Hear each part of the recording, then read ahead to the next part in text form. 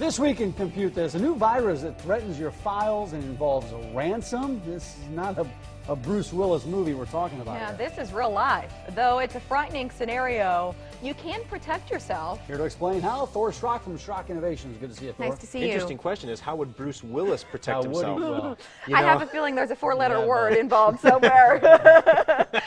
After yippee-ki-yay. Yeah. That was me censoring like 3 times. You see my mouth start Thanks. to move and then I stop. Right. Yeah, that Brain engaged. Yeah. Very good self-control there. So what is crypto wall virus? Okay, a few months ago, we talked about crypto locker, which was a really nasty bug that if it infected your computer, it would encrypt all of your hard drive, any backup drives you had. If you were on a network, it would encrypt the servers and everything on the network. There's a police station in Pennsylvania that got hit with crypto locker, and they had to pay the ransom to the criminal to get their entire police network back. So, I mean, it was not a fun deal. And basically, you know, under crypto locker, you had 72 hours to pay the ransom. If you didn't pay the ransom, they destroyed the key, the decryption key, and you never got your data. Even if you wanted to pay after 72 hours, you don't get to. So how much was the ransom? How much did they have to pay? It depended. The virus was smart enough to adjust the ransom based on what they found on the target computer. So it was $400 to $1,300. You're talking about crypto locker. That's crypto locker. That was the previous one. This new virus, how is it different from what you were just speaking about? Well, just when we all got a break from crypto locker, they shut down the Zeus bot network that was pushing crypto locker onto people, and it turns out the guy behind the network was in Russia, and he happens to coincidentally be one of the guys that were sanctioning over the whole Ukraine thing. So but they shut that down. So for the last 2-3 weeks, wow, it's been nice. You know, you're not getting a lot of viruses, everything's going well, and then all of a sudden, boom, here comes crypto wall. Crypto wall fixes all the things that crypto locker didn't do well. It's crypto locker on steroids. In an evil way. Yeah, in an evil way. Well, it was an evil virus. You know, Yeah.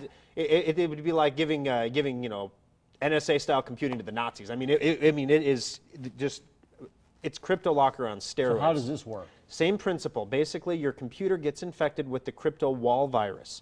How does it get infected? Primarily, if you get those emails, and we've all been getting them, that you missed a UPS delivery or a USPS delivery. Click here, we're going to send it back to the sender to let us know you want us to redeliver. So you click the link, it takes you to a website or has an attachment. You open the attachment, which is a PDF file. PDFs are safe, right? Not necessarily, especially if you have an outdated version of Adobe Reader. You click on the link to go to the website. Is that safe, right? Not necessarily if your Java or Flash is out of date. So basically what crypto wall does is it tries to bait you through social engineering, tricking you into going places you shouldn't normally go.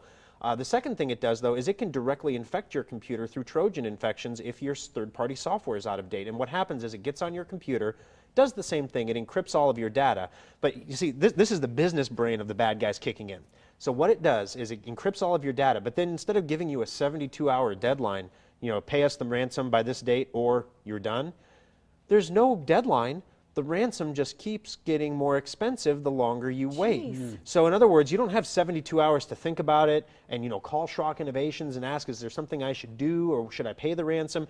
Because every minute you wait, the ransom gets more expensive. And so it's like, do it now, and they want it paid in Bitcoins because you can't charge back a Bitcoin transaction like you can a PayPal or a credit card transaction. Now, the crypto locker virus was roaming the wilds of the internet for months, and it did a little over $1.5 million in total ransoms in a few months.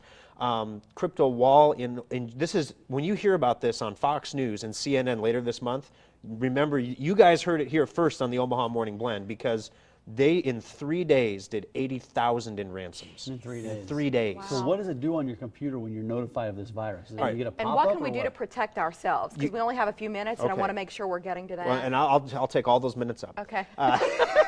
You know me. We know you I do. will. But basically, you get infected, and nothing happens at first. Your hard drive starts working like crazy in the background as it's encrypting your entire hard drive. And then once it's encrypted, this is another thing that Crypto Wall does better, Crypto Locker would pop up right away while it was still encrypting. So we told customers, if you see a Crypto Locker pop up, yank your power cord immediately, because you can stop the encryption process and we can at least get back the documents that weren't encrypted yet.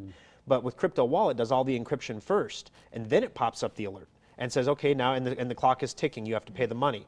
So the challenge here is, yes, we can remove the virus, but if we remove the virus, your data is still encrypted, and there's no way to, every encryption is different, every incident is different.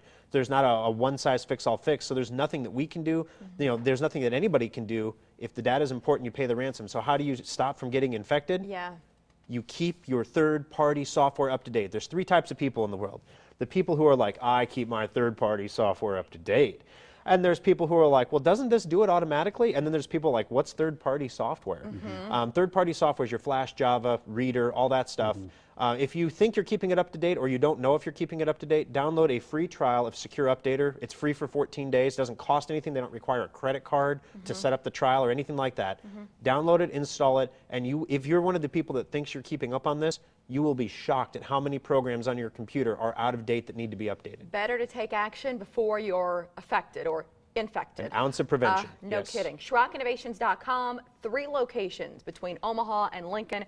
Thor, thank you for educating us I'll try to today. bring you a pleasant story next week. I mean, it's like every week I'm like, I have to talk about But we that. have to know. We we have to got to know this stuff. Thanks, Thor, for Thor. coming. Appreciate it. So,